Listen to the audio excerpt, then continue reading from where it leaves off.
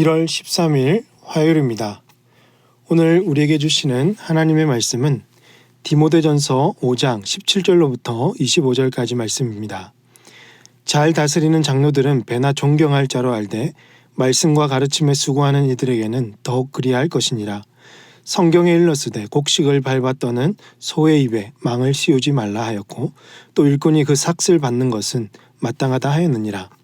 장로에 대한 고발은 두세 증인이 없으면 받지 말 것이요 범죄한 자들을 모든 사람 앞에서 꾸짖어 나머지 사람들로 두려워하게 하라.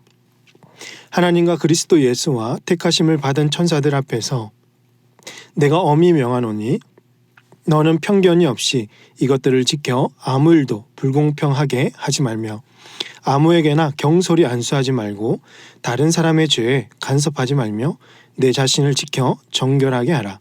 이제부터는 물만 마시지 말고 내 위장과 자주 나는 병을 위하여는 포도주를 조금씩 쓰라. 어떤 사람들의 죄는 밝히 드러나 먼저 심판에 나아가고 어떤 사람들의 죄는 그 뒤를 따르나니 이와 같이 선행도 밝히 드러나고 그렇지 아니한 것도 숨길 수 없느니라. 아멘. 바울은 과부에 대한 권면을 마친 후에 이어서 장로에 대한 교훈을 하고 있습니다. 여기서 장로는 교회의 지도자로서 목사와 장로를 가리킵니다. 이들은 성도들을 말씀으로 가르치고 교회를 책임지고 성도들을 섬기는 일을 맡은 사람들이죠. 바울은 이 일을 잘 감당하는 장로들에게 성도들이 어떻게 해야 하는지를 말해주고 있는데요. 17절 말씀 보시면 잘 다스리는 장로들은 배나 존경할 자로 알되 말씀과 가르침에 수고하는 이들에게는 더욱 그리할 것이니라 라고 권면합니다.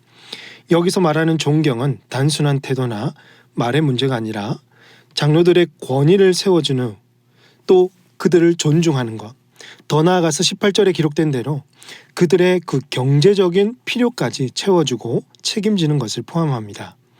이렇게 해야 하는 이유는요, 교회의 지도자들이 이 생계의 염려 때문에 사역을 하는데 힘들어지지 않도록 그 염려에서 자유로워져서 하나님이 맡기신 교회 공동체를 신실하게 돌보고 성도들을 말씀으로 양육하고 목양하는 그 사역에 전념하도록 하기 위함입니다. 성도들이 지도자를 존중하고 또 책임질 때 교회는 더욱 건강하게 세워져 가는 것입니다. 이어서 바울은 장로에 대한 치리 문제를 다루고 있습니다. 19절과 20절 말씀에서 장로에 대한 고발은 두세 증인이 없으면 받지 말 것이요 범죄한 자들을 모든 사람 앞에서 꾸짖어 나머지 사람들로 두려워하게 하라라고 말씀합니다. 교회의 지도자도 연약한 죄인이죠. 분명히 유혹당할 수 있고 넘어질 수 있는 존재입니다. 사탄은 교회의 지도자를 더욱 집요하게 공격하여서 지도자 개인을 무너뜨리고 공동체 전체를 혼란과 분열로 이끌려고 하는 것입니다. 그래서 바울은 지도자에 대한 고발에 있어서 신중함을 강조합니다. 두세 증인이라는 원칙은 모세 율법에 따른 것인데 지도자에 대한 분명한 증거가 있을 때에만 치리를 받아야 한다는 뜻이죠. 그러나 그 죄가 분명히 드러났을 때는 공동체 앞에서 공개적으로 책망함으로써 다시는 같은 범죄가 반복되지 않도록 하고 공동체 전체에 경각심을 주어서 교회를 보호하라는 것입니다.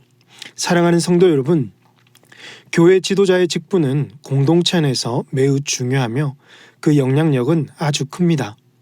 지도자들이 교회를 잘 다스리고 아비의 심정으로 성도들을 돌보며 말씀으로 바르게 양육할 때 공동체는 건강한 하나님의 집으로 세워질 것입니다. 그러나 지도자가 타락하고 그 역할을 감당하지 못할 때는 교회는 쉽게 분열과 혼란 가운데 무너질 수 있습니다. 그러므로 우리 공동체 안에 세워진 모든 지도자들이 교회를 잘 다스릴 수 있기를 주님의 이름으로 축복합니다. 성령으로 충만하고 정직과 겸손으로 하나님 앞에 바로 서서 사탄의 유혹을 이겨낼 수 있는 영적 능력이 충만한 모든 지도자 될 수 있기를 바랍니다. 또한 성도들 역시 이 지도자들을 비난의 대상으로 삼기보다는 존경과 사랑으로 품고 기도로 돕는 건강한 공동체가 될 수 있기를 주님의 이름으로 축복합니다. 이제 21절부터는 바울이 목회를 시작하는 젊은 디모데에게 권면을 해줍니다. 크게 세 가지로 정리할 수 있는데요. 첫 번째로 편견 없이 공평하라는 것입니다. 지도자나 누군가의 범죄가 드러났을 때는 개인적인 호감이나 감정 때문에, 그 관계 때문에 원칙을 무너뜨려서도 안 되고, 반대로 감정이 좋지 않다고 해서 더 가혹하게 대해서도 안 됩니다. 지도자는 언제나 이 성경적인 기준 안에서 공평함을 지켜야 합니다. 두 번째로 아무에게나 경솔하게 안수하지 말라는 것입니다. 안수는 보통 지도자를 세울 때 주는 것인데, 즉 지도자를 매우 신중하게 결정하라는 것이죠. 지도자의 영향력은 크고 그 책임이 무겁기 때문에 말씀으로 성도들을 양육할 수 있는 사람인지, 성품과 인격이 균형 있게 다듬어진 사람인지를 충분히 살펴서 지도자로 세워야 합니다. 세 번째로 또 건강을 잘 돌보라는 것입니다. 23절에서 이제부터는 물만 마시지 말고 내 위장과 자주 나는 병을 위하여는 포도주를 조금씩 쓰라고 했습니다. 바울은 디모데의 잦은 병을 언급하면서 필요하다면 포도주를 조금씩 사용하라고 합니다. 이는 경건이라는 이유로 자신의 몸을 방치하지 말라는 현실적인 권면이죠. 목회자에게 있어서, 지도자에게 있어서 건강은 선택이 아니라 필수입니다. 육체가 무너지고 질병과 싸우면 이 사명을 온전히 감당할 수가 없고 공동체에도 염려를 끼치게 되죠. 그러므로 목회자는 자신의 몸을 잘 돌봄으로써 성도들에게 신뢰를 줘야 할 것입니다.